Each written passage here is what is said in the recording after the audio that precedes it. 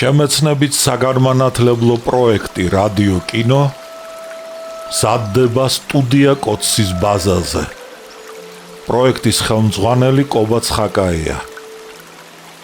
პროექტის რედაქტორი ნინო ჩხიკვიშვილი.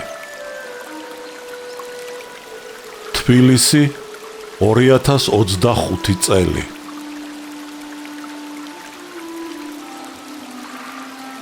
ალექსანდრე ქუთათელი. პირისპირ. რომანი 2 ტომად და 4 წიგნად. პირველი ტომი. წიგნი პირველი. ნაწილი პირველი.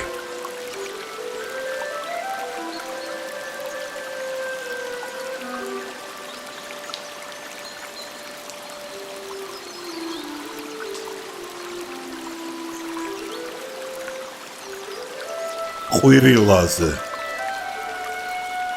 ბოლშევიკები ცოტანი იყვნენ.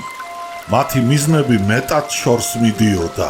დღესდღეობით კი ისინი პირდებოდნენ ხალხს ზავსა და მიწას და მომავლისათვის მკაცრ ბრძოლას. ალექსეი ტოლსტოი. რიონის ველისა და აჯამეთის ტყის იქით ერთბაშად აწვდილან მთა გორები. მდინარე ყვირილა ერთმანეთზე მიჯრილ მთათა ვიწროებიდან გამოდის. უნაგირივით ზედშემდგარი ხიდის გარეშე შეუძლებელია ამ ხეობაში შესვლა. ქუთაისიდან წამოსული ათასეული პოლკოვნიკ რევაზიშვილისა და სამთო ბატარეა კაპიტან ხიდაშელის მეთაურობით ამ ხიდს მიუახლოვდა. მაგრამ ფიცარი და მოაჯირი აყრილი აღმოჩნდა. აჯანყებულ გლეხებს აეყარათ იგი და დინარისათვის გაეტანებიათ. მზვერავი რაზმი უკან გაბრუნდა და ეს გარემოება პოლკოვნიკ რევაზიშვილს შეატყობინა. ხიდამდე 7 კილომეტრი იქნებოდა და პოლკოვნიკი ბრძოლით დაკავებულ სოფელში საბერვეში შეჩერდა იმ განზრახვით, რომ ხიდზე ფიცარი დაეგო. ჯარი ყვირილაზე გადაესხა და ასე შესდგომოდა აჯანყებული სოფლების დამორჩილებას. რევოლუციური შტაბი ვანო მახათაძის, ნიკო გოცირიძის, კირილე მეძმარიაშვილისა და მიხო ფრუიძის შემადგენლობით სოფელ ქონგურაში ჩავიდა. გლეხები და ფრონტიდან დაბრუნებული ჯარისკაცები თითქო ღრეობაო, ისე დამსხდარიყვნენ ჯარჯარად სკოლის ეზოში. აკლის ხის ქვეშ. ზოგს ფეხზე გაეძრო, ზოგი მჭადსა და ყველს შეექცეოდა. თუთუნს წევდა და ომიდან დაბრუნებულ ჯარისკაცებს უსმენდა. გლეხები წამოდგნენ და ვანოს მიესალმნენ. გალაქტიონ გელაშვილს და რაჟდენ ტურიაშვილს გაუგზავნიათ მცირე რაზმი, რომელსაც ციხისთავის ხეობაში შემოსასვლელი გზა დაუჭერია. მთაზე საფარში მიხა ფრუიძის მიერ ჭიათურიდან ჩამოტანილი ტყვიამფრქვევი დაუდგამთ. ტყვიამფრქვევი ყოფილი ჯარისკაცისათვის გიორგი აბესაძისთვის ჩაუბარებიათ. მახათაძე კმაყოფილი დარჩა რევოლუციური შტაბის წევრის გელაშვილის მოხსენებით და მებრძოლებს გადახედა. ერთს შაშხანა გამოართვა, საკეტი გამოაძრო, ლულაში გახედა. სუდად უვლიო შენიშნა და მერმე შორის მანძილისათვის მიზანში ამოღება აუხსნა. კაც თუ თვალი მივატანე არ დავაცილებ. დაიტრაბახა გლეხმა.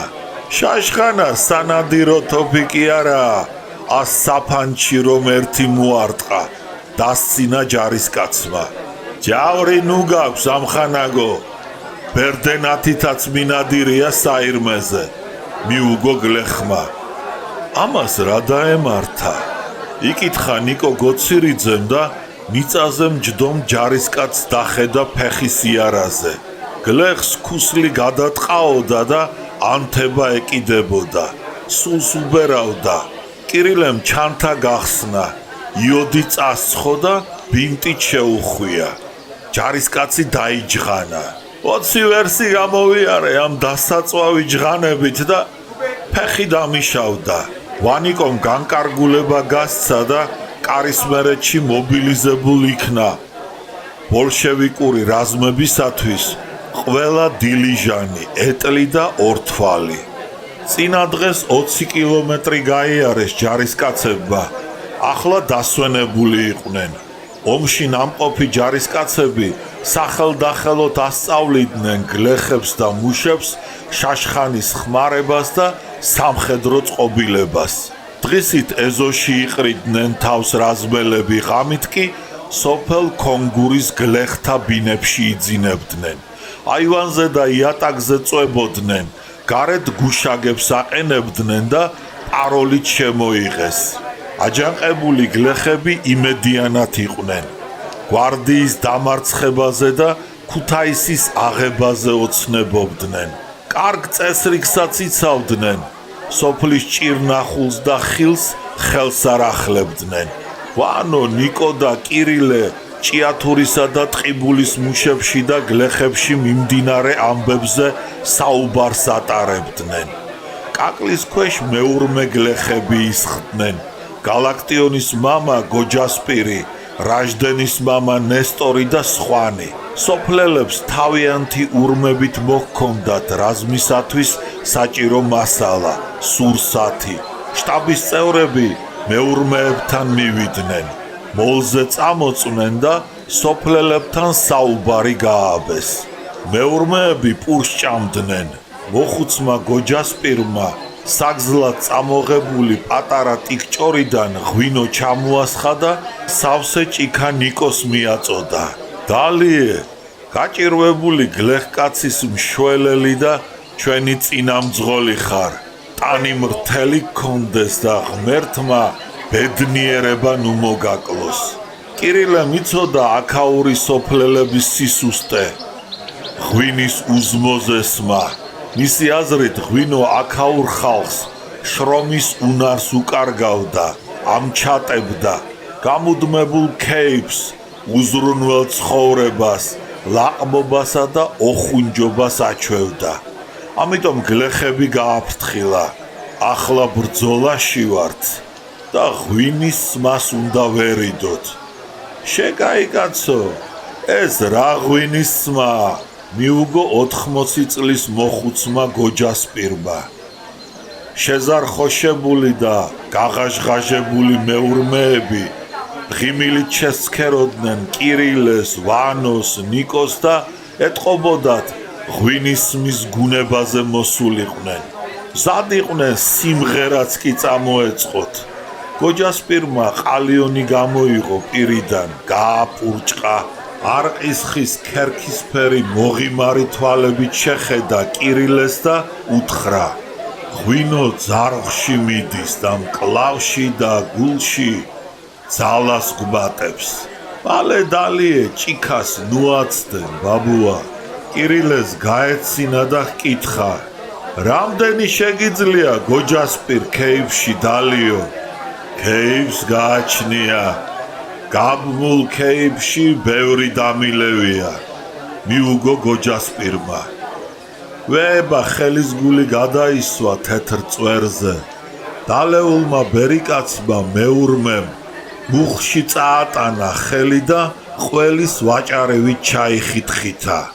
გაბმულ ქეიფში ერთ ჩაბზე მეც დალევს გოჯასპირი, აბა?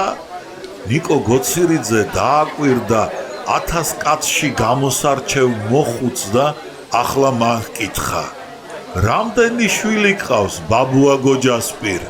10 მყავდა. ახლა 7 ქალვაჟი დამრჩა. აუ! დაიძახა კირილემ. გოჯასპირმა ჯუჯა ნაყვავილევ სტუდენტს გადახედა და ჰკითხა: რა გაგიკვირდა?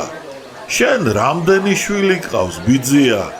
მე ცოლი არა მყავს და შვილი საიდან მეყოლება? მიუგო დარცხვენით კირილემ. რა ღმერთი გაგიწყრა მერე? ჩააგუგუნა გოჯასპირმა. კარგი ქალი მე არ წამომყვადა. არც მთლად გლახა მინდა ბაბუა გოჯასპირ. გაეხუმრა კირილე. შედალო ცვილო. ყველა ლამაზ და პირველ ქალს შენ ვინ გამოგატანს? შენი ტოლი ეძიე, იმას მოკიდე ხელი და ის შეირთე ბიძია, დაარიგა ჭკუა გოჯასპირმა. ვანომ და ჯარისკაცებმა გულიანად გაიცინეს. ამის მერე ვანომ კონგურაში საველე ტელეფონი დადგა. ჯარისკაცები შეარჩია და ციხისთავის კარზე დაბანაკებულ რაზმისაკენ უბრძანა მავთულის გაყვანა. ერთი საველე ტელეფონი ეტლში ჩადგა და კირილესთან და მიხა ფრუიძესთან ერთად გაეშურა ციხისთავისაკენ. რაზმს მაღალი და მოხერხებული ადგილი დაეჭირა. ხელის გულივით მოჩანდა ყვირილას ხიდი და ველიდან მიმავალი გზა. გიორგი აბესაძე დაწვა. ტყვიან ფრქვევი გამართა. ხიდს დაუმიზნა და დაიკვეხა. არც ერთ კაცს არ გავატარებ ხიდზე. ჯარისკაცები ტელეფონის მავთულის გაყვანას მორჩნენ და კონგურა ციხისთავის კარს შეუერთეს. ღამე იყო.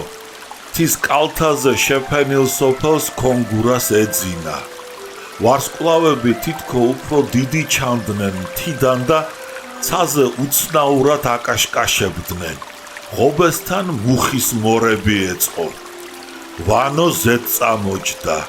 მას მიბაძეს ნიკომ, კირილემ, მიხა ფრუიძემ, გალაქტიონმა და რაჟდენმა. ისინიც მორებზე ჩამოსხდნენ და ამ ღამით რევოლუციური შტაბის სხდომა გაიმართა. ითათმირეს თუ როგორ უნდა ყოფილიყო ბოლშევიკური რაზმის საომარი მოქმედება. ნიკომ კუშტი სახით დაიწყო. გვარდია ყოველნაირად შეეცდება ხელთიგდოს ხიდი. შეეცდება არ გაუშვას ჩვენი რაზმი ხეობიდან ველზე. გარდა ამისა, გვარდიის ერთ ნაწილს შეუძლია ზურგიდან შემოვლა და მაშინ ციხისთავის კარიდან და ზურგიდან გზა გადაჭრილნი ამ ვიწრო ხეობაში მოვემწყდებით და ჩვენი დამარცხება ადვილი იქნება. ეს გარემოება აწუხებდა ვანოსაც და ეს შეადგენდა მის მთავარ საზრუნავს. გალაქტიონმა და რაჟდენმა ერთმანეთს გადახედეს, თავი ჩაღუნეს, მაგრამ გვარდიის მოსალოდნელ და შესაძლებელ მოქმედებას ვანომ თავისი საბრძოლო გეგმა დაუპირისპირა. აჯანყებულ გლეხთა რევოლუციური რაზმი 450 კაცისაგან შესდგებოდა. ციხისთავის კარს 50 ჯარისკაცი იცავდა. ვანომ გადაწყვიტა 200 კაცის დატოვება კონგურაში ციხისთავის კარზე მოსაშველებლად, ხოლო დანარჩენი უნდოდა ორად გაეყო. მარჯვენა მარცხენა ფრთებზე გაეგზავნა მაღლობების დასაჭერად და ხეობაზე ზურგიდან მოსალოდნელი თავდასხმის უზრუნველსაყოფად. შტაბმა ვანოს გეგმა მიიღო. მერმე ყველანი წავიდნენ, ხოლო კირილე ვანოსთან დარჩა. მორზე დაწვა და დაღლილს მალე ძილი მოეკიდა. ირგვლივ ეზოში და სახლის აივანზე ეძინათ აგრეთვე ჯარისკაცებს. ვანომ კირილეს გადახედა და მალე ისიც მორზე გაიშოტა. თავქვეშ ამოიდო ხელები და თვალები დახუჭა, მაგრამ ისევ უეცრად გაახილა. დიდრონი ვარსკვლავებით მოჭედილ ცას მიაშტერდა და ასეთმა ფიქრმა წაიღო. ნეტავ რა ამბავია სამეგრელოში და აფხაზეთში. ჩვენებს ზუგდიდი და სოხუმი აუღიათ. თუ ჩვენი რაზმების ბრძოლა გამარჯვებით დასრულდა, მთელი ზემო იმერეთი აღსდგება და მაშინ ორი მიმართულებით შეუტევთ ქუთაისს, სამეგრელოდან და ზემო იმერეთიდან. ქუთაისის აღების შემდეგ მთელ დასავლეთ საქართველოში საბჭოთა ხელისუფლება გაიმარჯვებს. სასიმინდესთან დაყირავებული ურმების იქით რამდენჯერმე გაისმა კაცის ქნეშის მსგავსი ხმა. ღამეში ვერ შეამჩნია ვანომ ვინ იყო. ადგა ურმის ბჭალს წაავლო ხელი და გადაიხედა. ხარები იწვნენ და ნელა იშმუშნებოდნენ, მუშაობისაგან დაქანცულნი. აბრიალებული თვალებით შეხედეს ვანოს და ისევ მძლავრად ამოიხვნეშეს ამ უჩქამო ღამეში. თითქო ტვირთ მძიმეთა და მაშვალთა ტანჯვა და ვაება აღმოხდათო. ასეთი აზრი ამოიკითხა ვანომ ჭკვიანი პირუტყვების ხვნეშაში. ნელა ავიდა აივანზე. ძინარე ჯარისკაცებს დახედა. ეზოში ბორიალი დაიწყო. დარაჯი ინახულა და როდესაც ნაშვაღამებს მამლებმა ყივილი დაიწყეს, გალაქტიონ გელაშვილი გააღვიძა. განგაში აატეხინა და სკოლის ეზოში გლეხთა რევოლუციური რაზმი შეაკრებინა. რაზმელები შაშხანით, ჩანთით და ფალასკებით მოდიოდნენ. პირველი ასეულის უფროსი გალაქტიონი იყო, ხოლო მეორე ასეულისა რაჟდენ ტურიაშვილი. რაზმის დაწყობას და დალაგებას დიდი დრო დასჭირდა. პირველ ასეულს მარჯვენა ფრთის მაღლობები უნდა დაეჭირა, ხოლო მეორეს მარცხენა. ვანო გამოემშვიდობა გალაქტიონს, რაჟდენს და გამარჯვება უსურვა.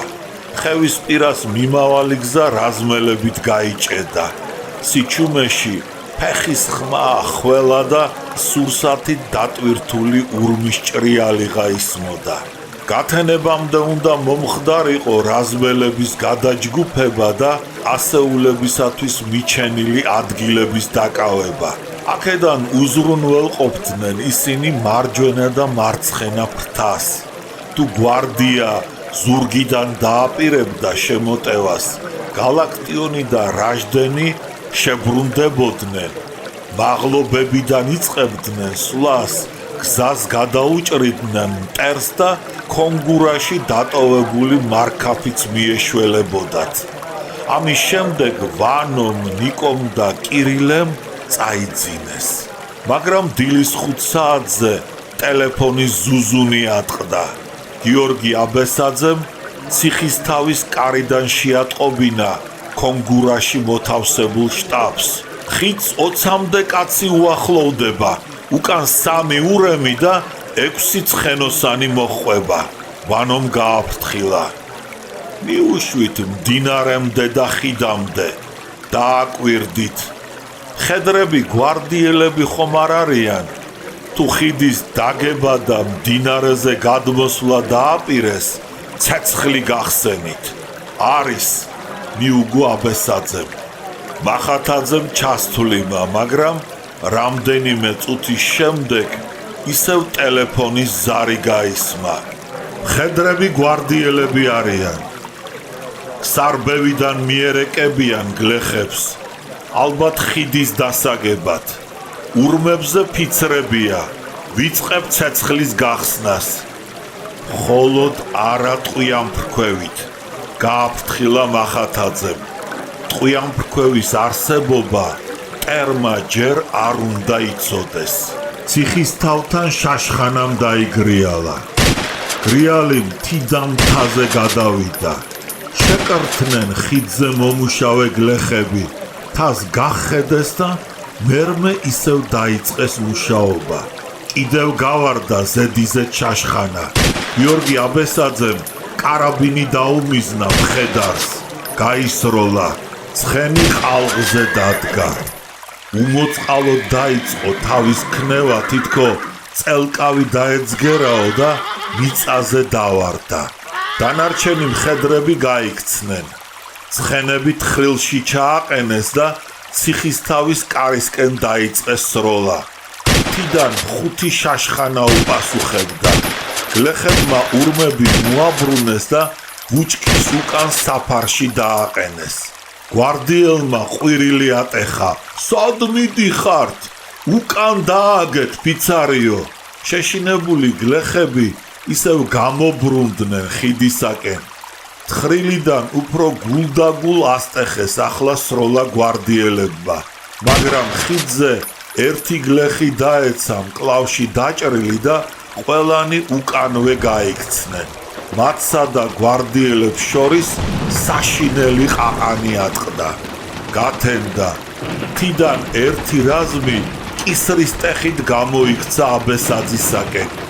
გიორგი, გამატანე 5 კაცი, ჩემი საფრიდან ხელის გულივით ჩანან თხრილში ჩამჯდარი გვარდიელები და ყველას დავხოცავთ. ყვირილაზე გადამდგარ კლდიდან განუწყვეტელი სროლა გაჩაღდა. ტყვია მიწას თხრიდა. მიწა და მტვერი თავზე ეყრებოდათ გვარდიელებს.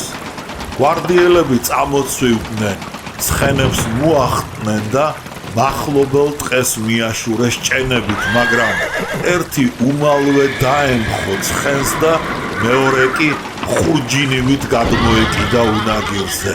ხიდის დაგების პირველი ცდა ასეთი მარცხით დასრულდა.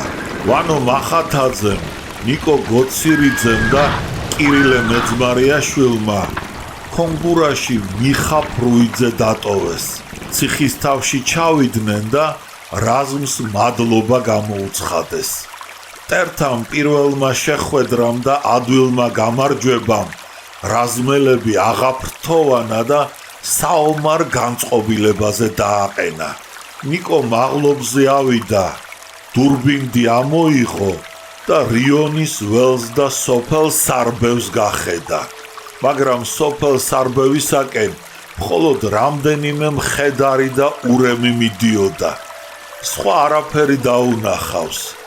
რაზმელები ტყვიან ფრქვევს დაეხვივნენ, სინჯავდნენ და ათვალიერებდნენ.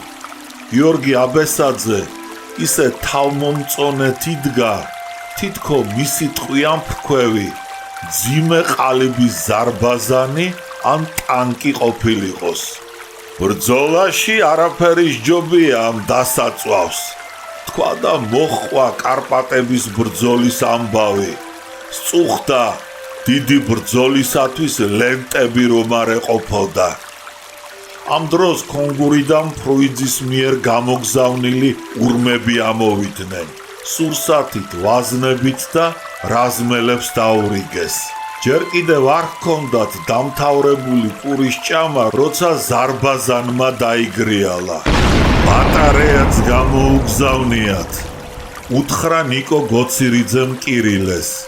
ისევ გავარდა ზარბაზანი და კირილე წამოვარდა. რაზმელები ჩაესაფრნენ.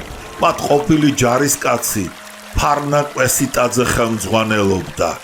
ფარგასავით გამხდარი, მაგრამ სწრაფი და უშიშარი კაცი. ადგილებზე მალე გააბა მან ისეთი ცივი, მრისხანე ხმითა და სახით, თითქო დივიზიას გასძახაო. მასაც ნაგანი და მოკლე კარაბინი ეკიდა. გალაქტიონის, რაჟდენისა და გიორგი აბესაძის მსგავსად. ვანო მაღლობზე ავიდა და ისევ დურბინდი მოიმარჯვა. მან ყვირილასაკენ მომავალი გვარდიელები შენიშნა. შორს ჯაგებსა და ბუჩქებში ცეცხლის ალმა ზედიზედ გაიელვა. თითქო გავარვარებული ღუმელის კარი გამოაღეს და ისევ მიხურესო. ამის შემდეგ მალე მოაღწია ზარბაზნების გრიალმა.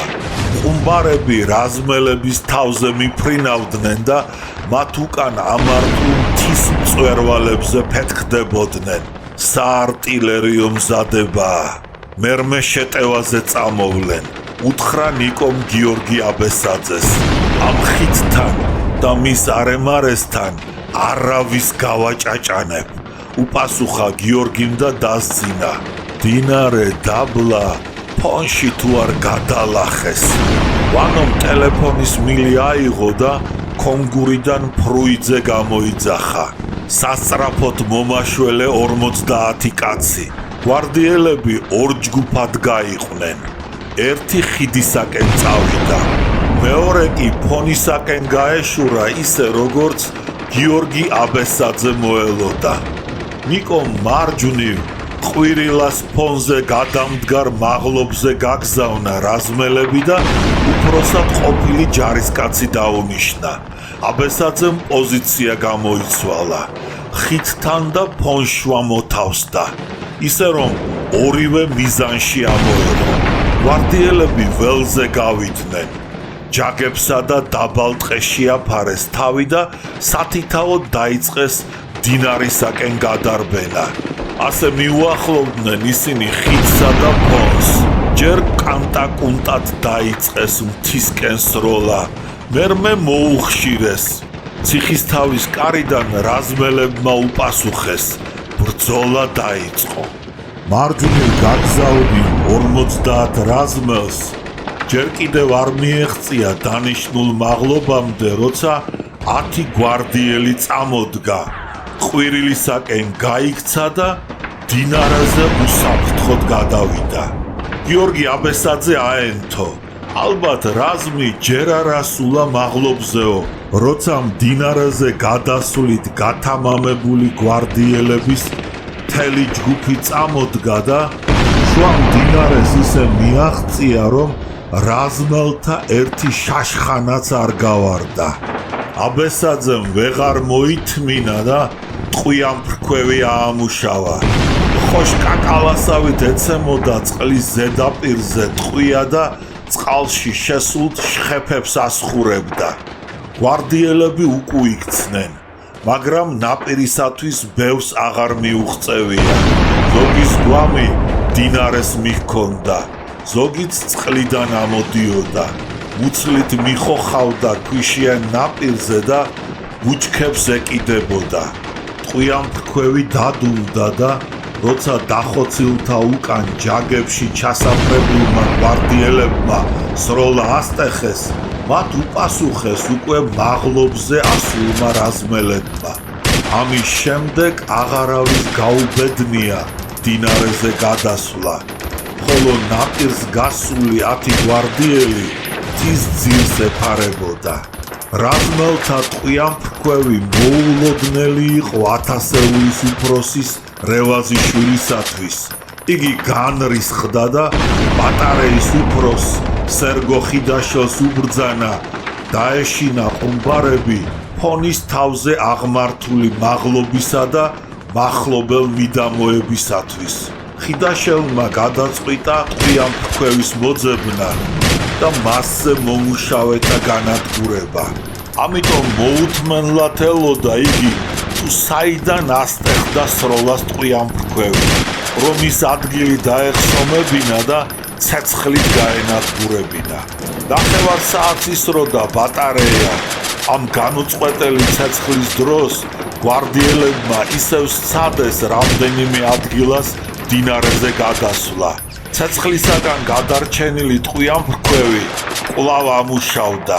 გვარდიელები დიდძალი ზარალით კვლავ უკუიქცნენ, მაგრამ ხიდაშელმა დაიხსომა ის ადგილი, სადაც ტყვიამფრქვევი მუშაობდა და 4-ვე ზარბაზნის ჯვარედინი ცეცხლით დაჰბარა იგი.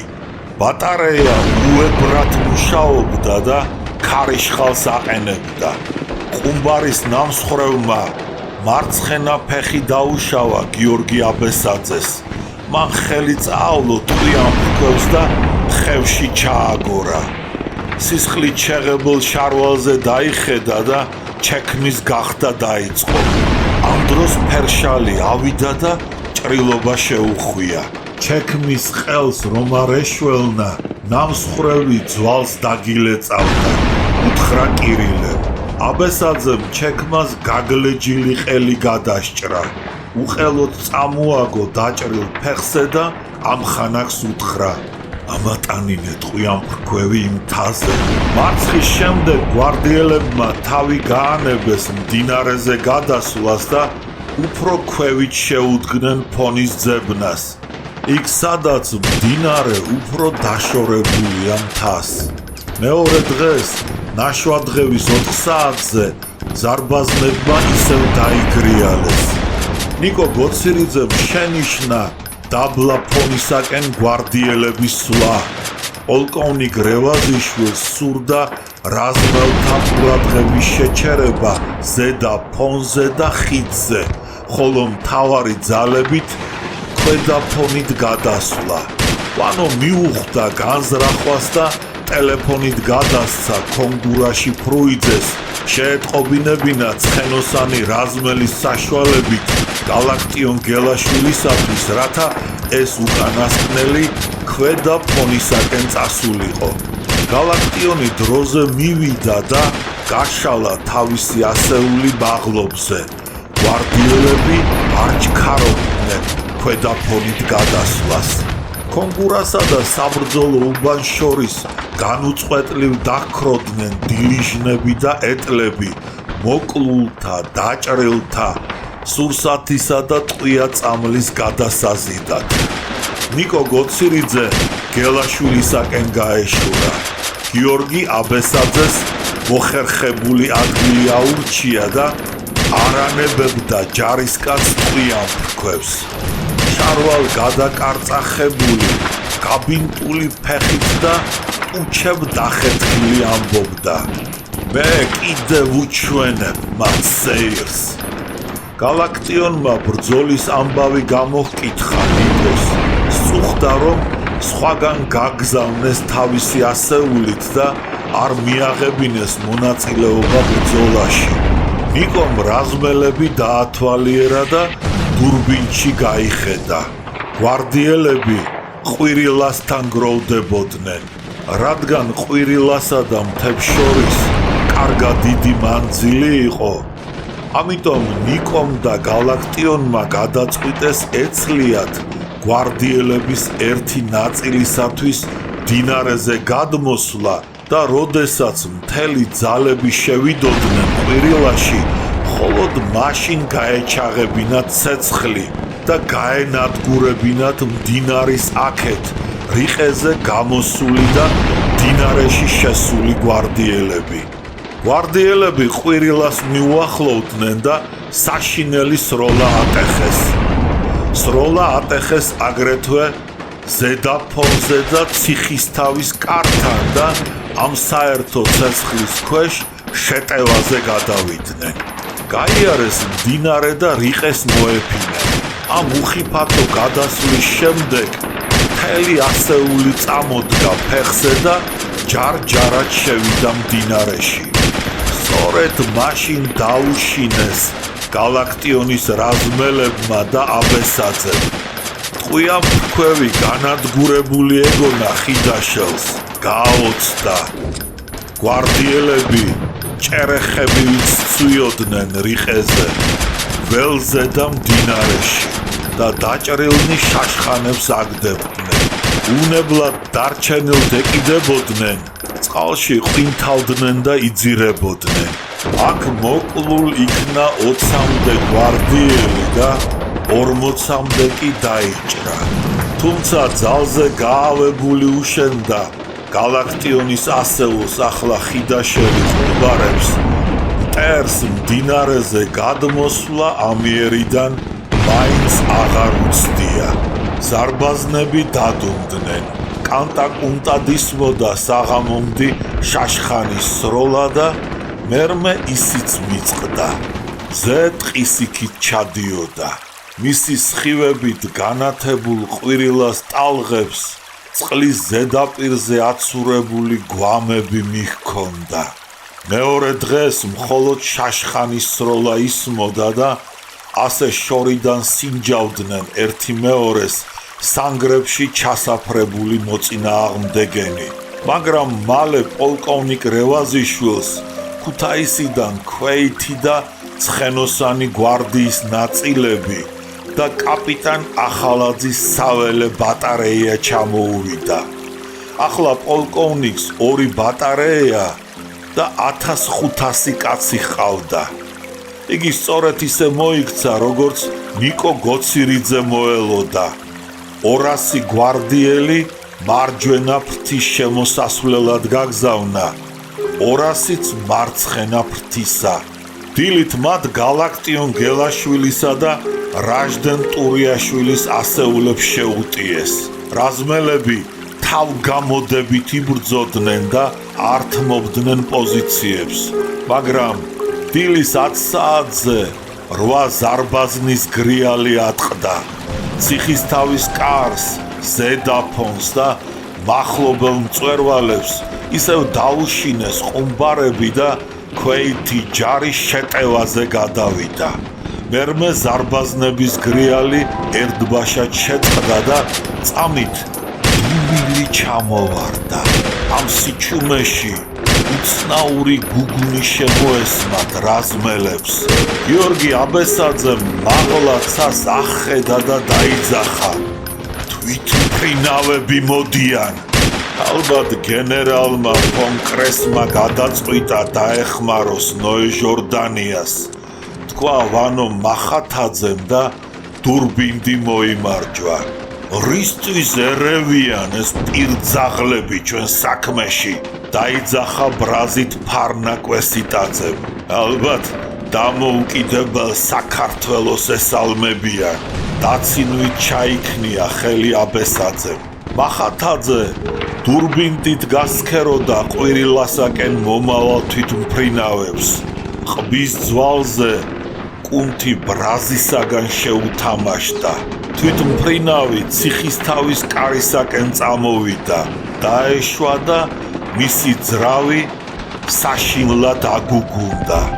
აქა-იქ გავარდა ცისაკენ დამიზნებული შაშხანა. მაშინვე თვითმფრინავმა რამდენიმე ყუმბარა ჩამოაგდო. მთაში ყუმბარის აფეთქების ხმა და გრიალი გაისმა. ერთს მეორე და მესამე თვითმფრინავი მოხვა. თავზე გადაუარეს რაზმელებს, მწვერვალებს მოეფარნენ და ისევ გამოჩნდნენ. არწივის მსგავსად გააკეთეს ცაში ირაო და ციხისთავის კარისაკენ და ზედაფონის მწვერვალისკენ გამოემართნენ. კვლავ ჩამოხარეს ყუმბარები. მფრინავებს ცუდი ორიენტაცია ჰქონდათ, რადგან ყუმბარები აჯანყებულთა სანგრების მოშორებით ეცემოდნენ. მანქანები აბეზარი გრიალით ევლებოდნენ მწვერვალებს თავზე. მერმე ქუთაისისაკენ აიღეს გეზი. გახელებულ კრაზანისოდენად იქცნენ და მალე შეუმჩნევლ წერტილებად მიიწურნენ. ისევ აგრიალდნენ ყვირილას ახლოს მოტანილი ზარბაზნები. მათ შაშხანები, ტყვიან ფრქვევები წაეწივნენ და ობლად აკაკანდა გიორგი აბესაძის ტყვიან ფრქვევი უთანასწორო ბრძოლაში და სასიკვდილოდ განწირულს მალევე ხმა ჩაუწყდა. ხევში ჩააგორეს გიორგიმ და მისმა ამხანაგებმა. ცხენს აკიდებულ კურტანზე და კონგურისაკენ წაიღეს. გვარდიელები იერიშზე გადავიდნენ. ციხისთავის კარი, ზედაფონი, მწვერვალები დაიკავეს და ტრის ესკადრონი კონგურისაკენ გაეშურა. მალე კონგურაც აიღეს საერთო ძალით. დამარცხებული რაზმელები ტყეში გაიხიზნენ. ვანო, ნიკო, კირილე, მიხა ფრუიძე, გალაქტიონი, რაჟდენი და სამოციოდე რაზმელი ნაქერალზე გადავიდნენ და აქედან სვანეთს მიაშურეს. დანარჩენები თავიანთ სოფლებში წავით წამოვიდნენ. აჯანყებულ გლეხთა სახლებს გვარდიელებმა ცეცხლი წაუკიდეს. პოლკოვნიკი რევაზიშვილი მთავარი ძალებით კარისმერეთში ჩავიდა. მეორე დღეს ეკლესიის წინ მოედანზე მიტინგი დაიწყო.